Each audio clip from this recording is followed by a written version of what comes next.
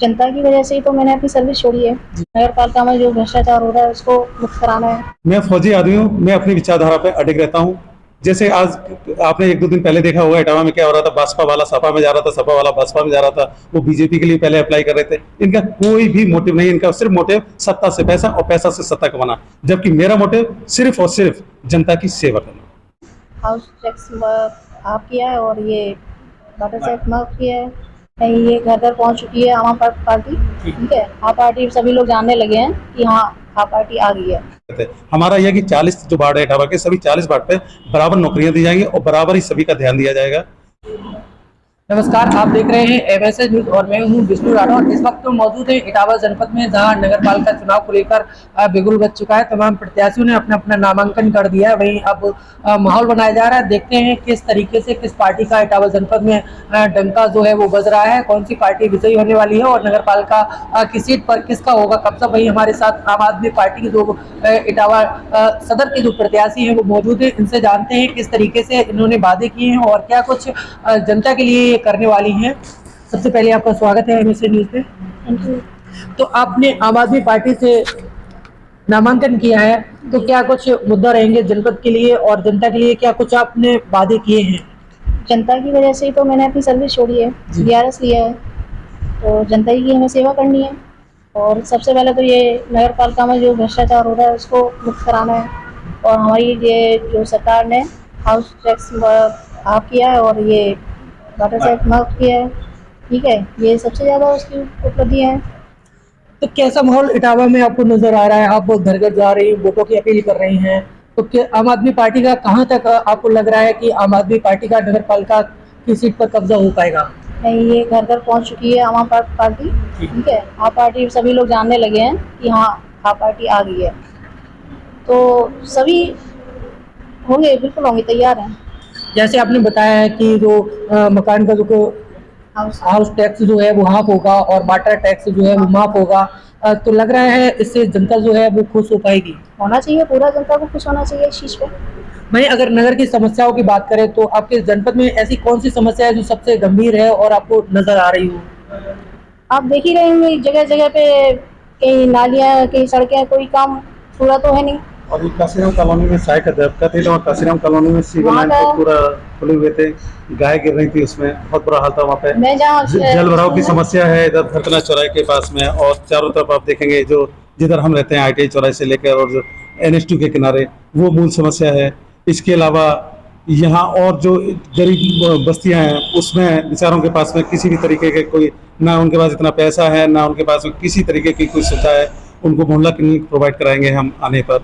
24/7 हम लोग सभी को मोबाइल सुविधा देंगे कि किसी भी तरीके की कोई प्रॉब्लम होने पर आप फोन कीजिए और 24 घंटे के अंदर ही उनका जो भी शिकायत होगी उसका निपटारा करेंगे। इसके अलावा होता क्या है कि जहाँ से वो वार्ड जो हमारे जो प्रत्याशी जीतते रहे, वो क्या है कि अपने वार्ड से ही नौकरी दे देते हैं और अपने वार्ड का ही ध्यान रखते हैं, बाद बाकी वार्डों में बिल्कुल वैसे ही पड़े रहते हैं। हमारा यह है कि 40 जो वार्ड है इटावा के, सभी 40 वार्ड पे बराबर नौकरियां दी जाएंगी और बराबर ही सभी का ध्यान दिया जाएगा और जो भी सुविधाएं बराबर दी जाएंगी। दूसरा, बिना भेदभाव के हम सौंदर्यीकरण करेंगे।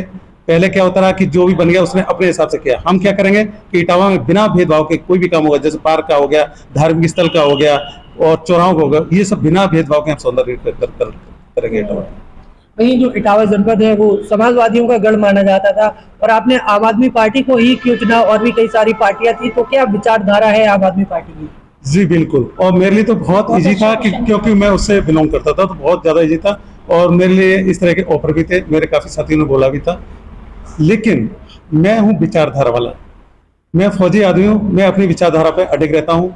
जैसे आज आपने 1-2 दिन पहले देखा होगा इटावा में क्या हो रहा था, बसपा वाला सपा में जा रहा था, सपा वाला बसपा में जा रहा था, वो बीजेपी के लिए पहले अप्लाई कर रहे थे। इनका कोई भी मोटिव नहीं, इनका सिर्फ मोटिव सत्ता से पैसा और पैसा से सत्ता कमाना, जबकि मेरा मोटिव सिर्फ और सिर्फ जनता की सेवा करना।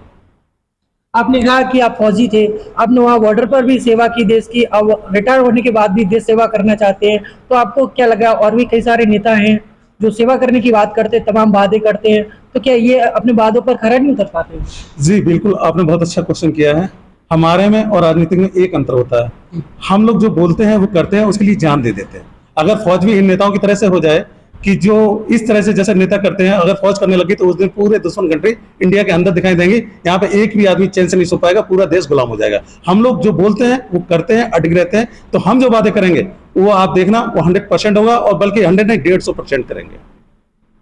बिजली को लेकर भी तमाम समस्याएं आती हैं, कहीं फॉल्ट हो जाती है, लाइट गायब हो जाती है क्षेत्र में, तो इसको लेके और क्या आपने प्लान बनाया है? जी बिल्कुल, मैंने अभी इन लोगों ने तो बहुत गलत किया था। बच्चों के एग्जाम के टाइम पे काशीराम कॉलोनियों की लाइट काट दी थी, जिसको मैंने डीएम महोदय से बात करके और उसको लगवाया था। काशीराम कॉलोनी में आप जाके पता कर सकते हैं। इसके अलावा बिजली का बहुत बुरा हाल है सिटी में, काफी चोरियां भी हो रही है बिजली की। उसको एक सिस्टमेटिक वे में सही ढंग से जो बिजली का जो बिल है वो आएगा, क्योंकि मेरी गवर्नमेंट नहीं है, दिल्ली में होती। तो अगर आम आदमी पार्टी गवर्नमेंट हो जाएगी तो उस दिन बिजली भी यहाँ पे जो दिल्ली में सुविधा वो मिल जाएगी, लेकिन अभी हमारे हाथ में नहीं है बिजली को। नहीं, आपने गवर्नमेंट की बात की है तो लोगों के मन में ये भी सवाल आता है कि जब आम आदमी पार्टी के उत्तर प्रदेश में गवर्नमेंट नहीं है तो अगर नगर पालिका में आपकी सीट बन जाती है, आप वहाँ बैठे होंगे, तो समस्या होने पर भी आप यही बात कहेंगे? जी बिल्कुल, ये मेरे कार्य क्षेत्र में नहीं है। बिजली का बिल माफ करना मेरे कार्य क्षेत्र में नहीं है। हाँ, ये छोटी मोटी समस्या है, मैं उनके लिए रिक्वेस्ट करूंगा बिजली दफ्तर जाके, लेकिन बिजली बिल माफ कराना ये हमारे कार्य क्षेत्र में नहीं, तो सॉरी इसके लिए हम नहीं। लेकिन ये हो सकता है कि बिजली जो मकान का टैक्स है वो हाफ हो सकता है। हाँ, मकान का टैक्स हाफ होगा और वाटर टैक्स माफ होगा, ये हमारा नारा है और इसको इटावा बहुत पसंद कर रहा है। मैं गरीब बस्ती में गया, जो बेचारे आज की डेट में पैसे को लेकर बहुत ज्यादा समस्या है, वो सभी लोग इसको बहुत पसंद कर रहे हैं। House tax half, water tax माफ। अच्छा, स्वच्छता और ये जो पानी भरा हुआ है गलियों में, सड़कों पर, इसके लिए क्या व्यवस्था की जाएगी? इन्होंने प्रॉपर वे में उसके बारे में सोचा ही नहीं। जो भी आता है, जो भी चेयरमैन अभी तक हुए हैं, वो सिर्फ अपने पार्टी के आंकड़ों को खुश करने में या अपने जो साथी लोग हैं उनको खुश करने में व्यस्त रहते हैं, जबकि ऐसा नहीं होना चाहिए। जो चेयरमैन होता है वो पूरे इटावा का होता है, उसके लिए प्रॉपर निकासी की व्यवस्था करनी चाहिए, प्रॉपर सड़कें बनवानी चाहिए। 100% इस समस्या से हम निजात दिलवाएंगे। तो ये थे आम आदमी पार्टी के प्रत्याशी जिन्होंने अपने जो वादे हैं वो बताए हैं। इन्होंने कहा है कि क्षेत्र में जितने भी मकान नगर पालिका के अंदर पड़ते हैं उनके जो मकान के जो टैक्स है वो आप कर दी जाएगी, और वाटर का जो टैक्स होगा वो पूरी तरह माफ होगा। स्वच्छता पर विशेष ध्यान दिया जाएगा। अब देखना ये होगा क्या कुछ होता है नगर पालिका चुनाव को लेकर। वही नामांकन हो चुके हैं, अब यहाँ वोटिंग होना बाकी है। वोटिंग के बाद जो परिणाम आते हैं वो देखने के लिए काफी देखने वाले होंगे। तो लगातार आप देखते रहिए MSA न्यूज।